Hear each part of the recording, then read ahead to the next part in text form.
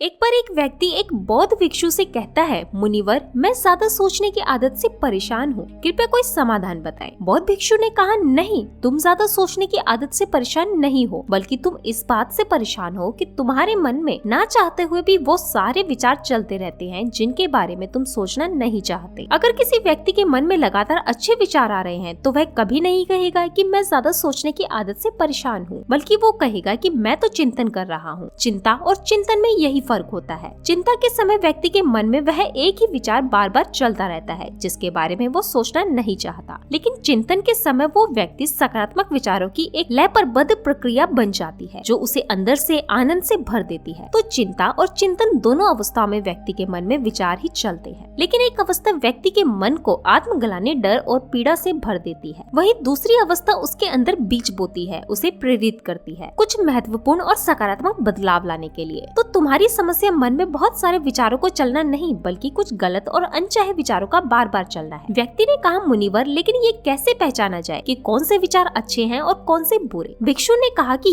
वह जो हमें सुख और आनंद का प्रलोभन तो देते हैं, लेकिन उनका परिणाम हमेशा दुखदायी होता है, और अच्छे विचार वह हैं जो हमारे अंदर बदलाव लाए, हमें प्रेरित करे अपनी प्रतिष्ठाएं बदलने के लिए। हालांकि शुरुआत में अच्छे विचारों पर अमल करना मुश्किल होता है, लेकिन उनका परिणाम हमेशा सुखद ही होता है। उदाहरण के लिए मन में एक विचार आ सकता है कि चोरी कर लेता हूँ, जल्दी अमीर बन जाऊंगा। शुरुआत में तो ये विचार सुखद लग सकता है, लेकिन इस विचार के कार्य का परिणाम कितना बुरा हो सकता है ये हम सोच भी नहीं सकते। दूसरा विचार हो सकता है कि मैं खुद के शरीर को स्वस्थ और निरोगी रखने के लिए व्यायाम और प्राणायाम करूं, इसे अपने जीवन का हिस्सा बना लूंगा। अब इस विचार को वास्तविक बनाने के लिए तुम्हें कर्म तो करना ही पड़ेगा, क्योंकि बिना कर्म किए अच्छे से अच्छा विचार भी किसी काम का नहीं। अब समझने वाली बात ये है कि लगातार अपना कर्म करने से हमें सुख और आनंद मिले ना मिले, लेकिन कर्म ना करने से होने वाली आत्मग्लानि, पीड़ा, पश्चाताप और दुख से हम जरूर बच सकते हैं। बौद्ध भिक्षु ने आगे कहा, आज मैं तुम्हें गौतम बुद्ध की शिक्षाओं और उनके जीवन से 5 ऐसी बातें बताने जा रहा हूँ जिनका पालन करके तुम अपने विचारों को शुद्ध कर सकते हो, अपने मन को शांत रख सकते हो। भिक्षु ने कहना शुरू किया, पहली बात, अपने शरीर को हमेशा साफ सुथरा रखें। हमारे शरीर और मन के बीच एक गहरा संबंध होता है। हम अपने शरीर को जैसा रखेंगे हमारे विचार भी वैसे ही होते चले जाएंगे। शरीर को साफ सुथरा रखना ही एक विशिष्ट आदत है जो हमें सैकड़ों की भीड़ में भी दूसरे से अलग बनाती है। सिर के बाल से लेकर पैर के नाखून तक हमारा शरीर एकदम साफ रहना चाहिए, उसमें से सुगंध आनी चाहिए, और अगर सुगंध नहीं आ रही है तो कम से कम बदबू तो नहीं आनी चाहिए, क्योंकि कचरे के ढेर में कचरा ही फेंका जाता है, फूल नहीं। इसलिए अगर अपने बाहरी शरीर को पूरी तरह से अस्त व्यस्त रखेंगे तो हमारे अंदर विचार भी गंदे ही आएंगे, और अगर बाहरी शरीर को आकर्षक और साफ सुथरा रखेंगे तो विचार भी अच्छे ही आएंगे। एक सुगंध अंदर की भी होती है जो कि सकारात्मक विचार और शांति मन के होने से आती है। ये सुगंध हर उस व्यक्ति के शरीर से आती है जो अंदर से शांत हो चुका है। गौतम बुद्ध के शरीर से भी एक मनमोहक सुगंध आती थी जो हर उस व्यक्ति को मोहित कर लेती थी जो उनके संपर्क में आता था। बुद्ध के चेहरे की शांति और उनके शरीर की मनमोहक सुगंध से ही कोई भी व्यक्ति प्रभावित हुए बिना नहीं रह पाता था। दूसरी बात, अपने शरीर के अंदर की गंदगी को बाहर निकालो, यानी अपने शरीर को अंदर से साफ करो, और ये संभव है शारीरिक तप के माध्यम से। शारीरिक तप से मतलब है कि हर रोज व्यायाम करना और समय समय पर उपवास रखना। ये दोनों ही काम हमारे शरीर में जमा गंदगी और चर्बी को बाहर निकाल देंगे, शरीर को भीतर से साफ कर देते हैं। और जब शरीर अंदर से साफ और स्वच्छ होगा, मन में शरीर को लेकर उठने वाले नकारात्मक विचार खत्म हो जाएंगे और उनकी जगह अच्छे व स्वस्थ विचार जन्म लेंगे। अब देखते हैं कि गौतम बुद्ध शरीर को स्वस्थ रखने के लिए शारीरिक व्यायाम कैसे करते हैं। बुद्ध को बड़े बड़े नगर सेठ और राजा महाराजा अपने यहाँ भोजन पर आमंत्रित करते थे, और वह बुद्ध को महल तक लाने के लिए अच्छे से अच्छे रथ और घोड़े गाड़ी भिजवाते थे, लेकिन वे कभी रथ घोड़े पे नहीं चढ़े, वे हमेशा पैदल ही जाते थे। फिर चाहे यात्रा कितनी लंबी क्यों ना हो, वह कहा करते थे कि शरीर बना ही परिश्रम करने के लिए है। लोग परिश्रम न करके अपने शरीर को कमजोर, असाध्य और रोगी बना रहे हैं। पैदल चलने से शरीर को कष्ट होता है, और शरीर को जितना कष्ट होता है शरीर उतने ही अच्छी अवस्था में रहता है। दोस्तों, एक्सपर्ट्स का मानना है कि फिट रहने के लिए रोज जिम में 1-2 घंटे मेहनत करके पसीना बहाना जरूरी नहीं है, बल्कि उसकी जगह अगर आप हर रोज सिर्फ 10,000 कदम चलते हैं तो ये आपके शरीर के लिए कंप्लीट एक्सरसाइज का काम करता है। रोजाना 10,000 कदम चलने से न केवल आपका वजन कम हो सकता है, बल्कि आप कई बीमारी से छुटकारा पा सकते हैं। एक नॉर्मल इंसान जिसका अधिकतर समय ऑफिस में अपनी कैबिन के चेयर पर गुजरता है, उसे एक दिन में 10,000 कदम चलना शायद नामुमकिन से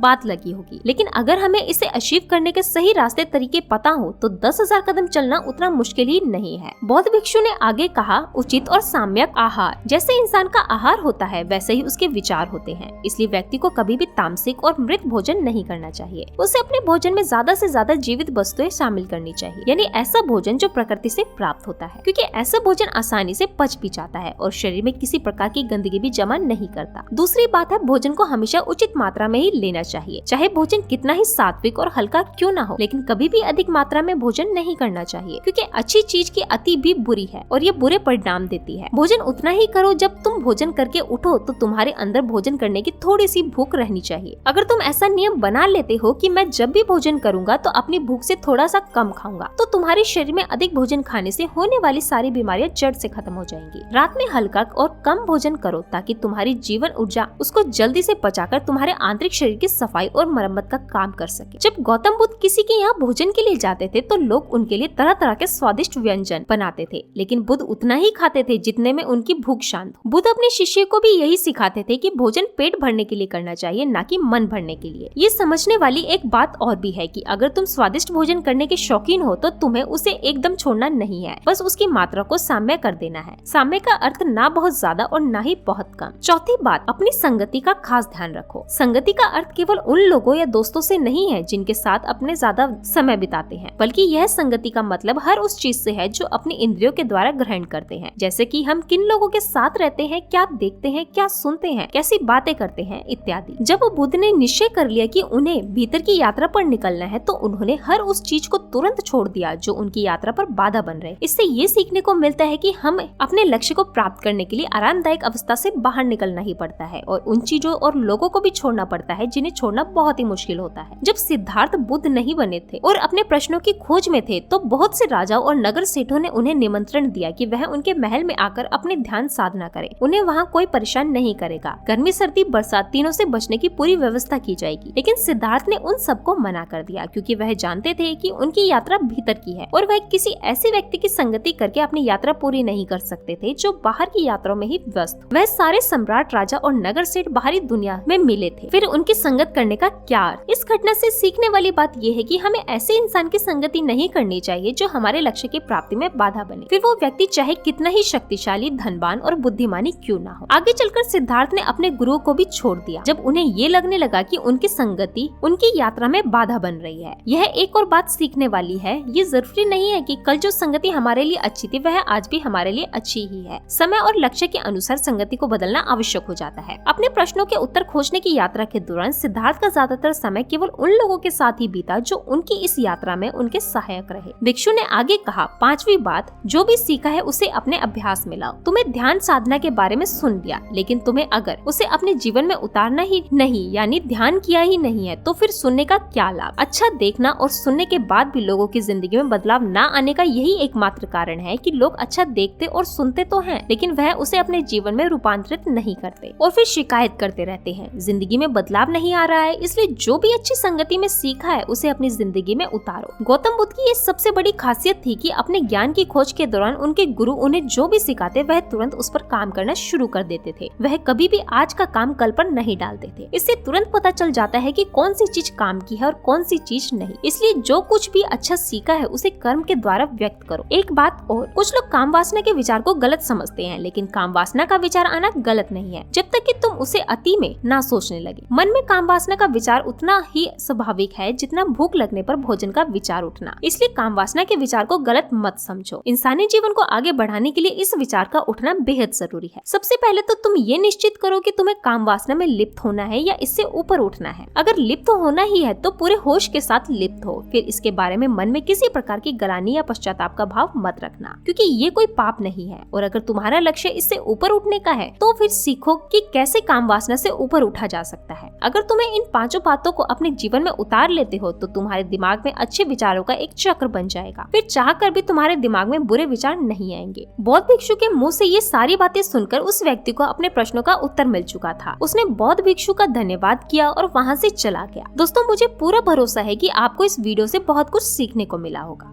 धन्यवाद।